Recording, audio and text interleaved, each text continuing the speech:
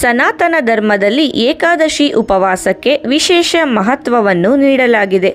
ಏಕಾದಶಿ ಉಪವಾಸವು 2 ಅವಧಿಯಲ್ಲಿ ಬರುತ್ತದೆ. ಅಂದರೆ ಪ್ರತಿ ತಿಂಗಳ ಕೃಷ್ಣ ಮತ್ತು ಶುಕ್ಲ ಪಕ್ಷದಲ್ಲಿ.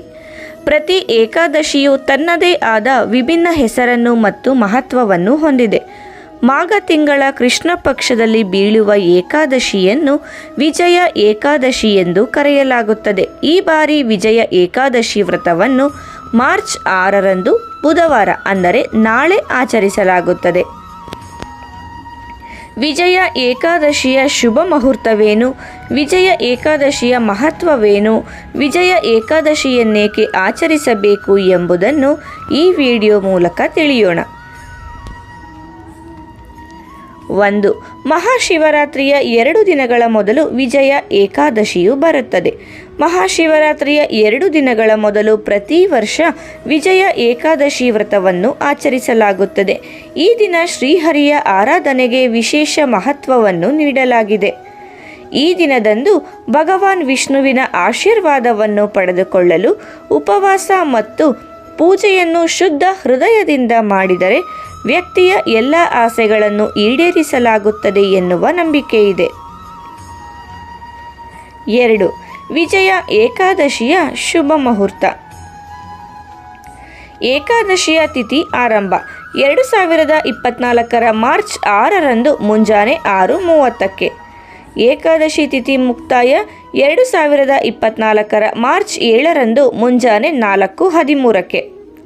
ಪಾರಣ ಸಮಯ 2024ರ ಮಾರ್ಚ್ 7ರಂದು ಮಧ್ಯಾಹ್ನ 1:28ರಿಂದ 3:49ರವರೆಗೆ. ಪಾರಣ ತಿಥಿಯಂದು ಹರಿವಾಸರ ಅಂತ್ಯಗೊಳ್ಳುವ ಸಮಯ 2024ರ ಮಾರ್ಚ್ 7ರಂದು ಬೆಳಗ್ಗೆ 9:30ಕ್ಕೆ. 3. ವಿಜಯ ಏಕಾದಶಿಯಂದು ಶ್ರೀಹರಿಯನ್ನು ಹೇಗೆ ಪೂಜಿಸಬೇಕು? ಏಕಾದಶಿಯ ದಿನದಂದು ನಿತ್ಯ ಕರ್ಮಗಳನ್ನು ಮುಗಿಸಿದ ನಂತರ ಸ್ವಚ್ಛವಾದ ಬಟ್ಟೆಗಳನ್ನು ಧರಿಸಿ ಏಕಾದಶಿ ವ್ರತವನ್ನು ಆಚರಿಸುವುದಾಗಿ ಪ್ರತಿಜ್ಞೆಯನ್ನು ತೆಗೆದುಕೊಳ್ಳಿ. ಪೂಜಿಸುವ ಮೊದಲು ಒಂದು ಬಲಿಪೀಠವನ್ನು ಮಾಡಿ ಮತ್ತು ಅದರ ಮೇಲೆ 7 ಬಗೆಯ ಧಾನ್ಯಗಳನ್ನು ಇರಿಸಿ. ಇದರ ನಂತರ ವಿಷ್ಣುವಿನ ವಿಗ್ರಹ ಅಥವಾ ಫೋಟೋವನ್ನು ಅದರ ಮೇಲೆ ಇರಿಸಿ. ಹಳದಿ ಹೂವುಗಳನ್ನು, ಹಣ್ಣುಗಳನ್ನು ಮತ್ತು ತುಳಸಿಯನ್ನು ಅರ್ಪಿಸಿ. ಇದರ ನಂತರ ಧೂಪವನ್ನು ಹಾಕಿ ಮತ್ತು ತುಪ್ಪದ ದೀಪದಿಂದ ಆರತಿಯನ್ನು ಮಾಡಿ. ವಿಷ್ಣುವಿನ ಮುಂದೆ 2 ತುಪ್ಪದ ದೀಪವನ್ನು ಹಚ್ಚಿಡಿ. 4. ವಿಜಯ ಏಕಾದಶಿಯಂದು ಇವುಗಳ ಮೇಲೆ ಗಮನವಿಡಿ.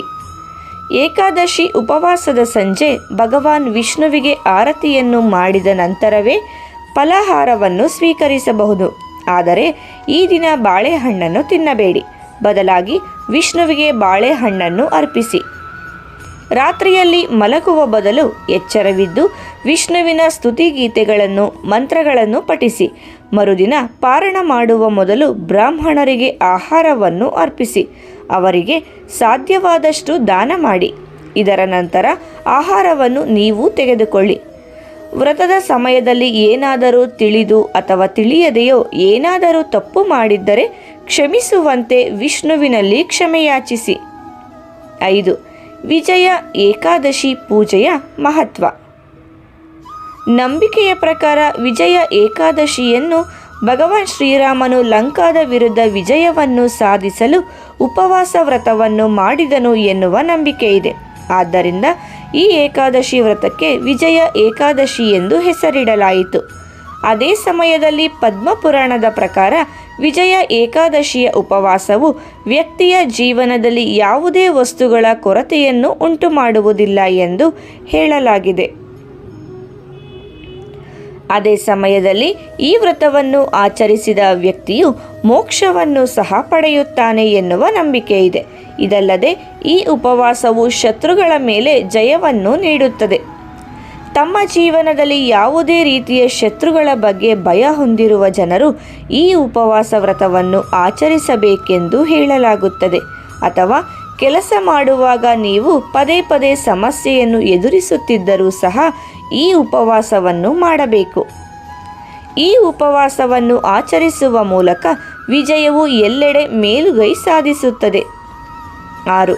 ಜೀವನದ ಎಲ್ಲ ಅಡೆತಡೆಗಳನ್ನು ದೂರಾಗಿಸುತ್ತದೆ.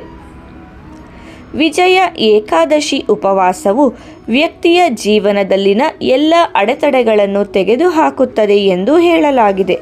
ಈ ಉಪವಾಸವು ಬಿಕ್ಕಟ್ಟುಗಳ ವಿರುದ್ಧ ಜಯವನ್ನು ನೀಡುತ್ತದೆ. ಅದಕ್ಕಾಗಿಯೇ ಈ ಏಕಾದಶಿಯನ್ನು ವಿಜಯ ಏಕಾದಶಿ ಎಂದು ಕರೆಯಲಾಗುತ್ತದೆ.